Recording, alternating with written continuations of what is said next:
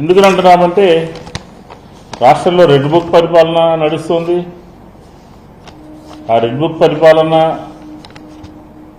ఊరికినే సామాన్యుల మీదకో, పార్టీ కార్యకర్తల మీదకో, లేకపోతే ఇతరుల మీదకో ఎగురుకుంటూ వెళ్ళేటటువంటి రాష్ట్ర ప్రభుత్వ యంత్రాంగం, పోలీసులు కానీ, రెవెన్యూ కానీ, ఇతర యంత్రాంగం ఎందుకని కళ్ళప్పగించి ఆ బిల్డింగ్ కూలగొడతా ఉంటే, ఆ బిల్డింగ్ బుల్డోజర్లతో కొడతా ఉంటే పోలీసులు పోయి ఎందుకుని ఆపలేనటువంటి పరిస్థితి ఈరోజు అక్కడ దాపురించిందో సమాధానం చెప్పాలి అని చెప్పి ఈ సందర్భంగా చెప్తా ఉన్నాం. అక్కడ చదువుకుంటున్నటువంటి విద్యార్థులకి సంబంధించి అనేక సంవత్సరాలుగా ఆ సంస్థలో చదువుకుంటున్నటువంటి విద్యార్థులకు సంబంధించి అక్కడ వాళ్ళకు సంబంధించిన సర్టిఫికెట్స్ కానీ, అలాగే అక్కడ ఉద్యోగస్తులు, ఉపాధ్యాయులకు సంబంధించినటువంటి మెటీరియల్ కానీ, బిల్డింగ్లు కానీ, ఇవన్నీ కూడా కుప్పకూలు చేసినటువంటి పరిస్థితి ఈరోజు అక్కడ మనకు స్పష్టంగా కనబడతా ఉంది.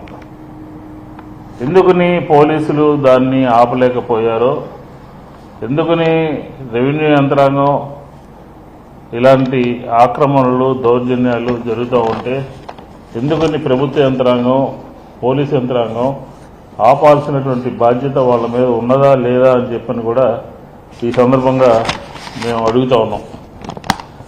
ఎందుకంటే ప్రస్తుతం భూదందాలు ఎక్కువైపోయినాయి. ఇదే కేసుకు సంబంధించి వారం 10 రోజుల క్రితం తెలుగుదేశానికి సంబంధించినటువంటి ఒక ఎమ్మెల్సీ కొంతమందిని కిడ్నాప్ చేశారని, బలవంతంగా సంతకాలు పెట్టుకున్నారని, మమ్మల్ని గుంటూరు తీసుకొచ్చి బెదిరించారని చెప్పని కంప్లైంట్ ఇస్తే ఉదాసీనంగా వ్యవహరించబట్టి ఈ వాస్తవాలు యంత్రాంగం కూడా, పోలీస్ యంత్రాంగమో అలాగే రెవెన్యూ యంత్రాంగం కూడా పరిశీలించాలి.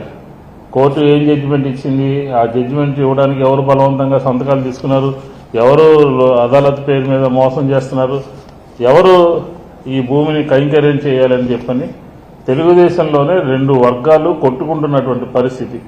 ఆ సొసైటీలో ఉన్నటువంటి వారిని భయపెట్టో, ప్రలోభపెట్టో, ఆశ చూపో ఆ 5 ఎకరాల చిల్లర భూమిని కాజేయాలని, సొంతం చేసుకోవాలని నడుస్తున్నటువంటి పరిస్థితుల్ని ఈ ప్రభుత్వం కళ్ళప్పగించి చూస్తుందా అని చెప్పని వైఎస్ఆర్ కాంగ్రెస్ పార్టీ అడుగుతా ఉంది.